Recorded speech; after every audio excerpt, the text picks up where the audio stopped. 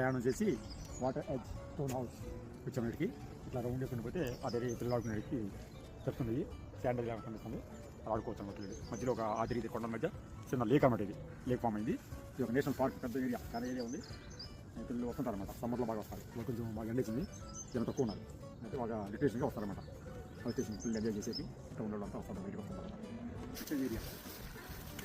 Excise area ఇక్కడ ఈ చుట్టుపక్కల ప్రాంతాల్లో ఈ చెరువుల్లో ఈ రకమైన బాతులు జీవిస్తాయి అన్నమాట. వచ్చేడే ఉంటాయి అన్నమాట. వైల్డ్ లైఫ్ అనేది ఎందుకు దొరుకుతాయి అన్నమాట.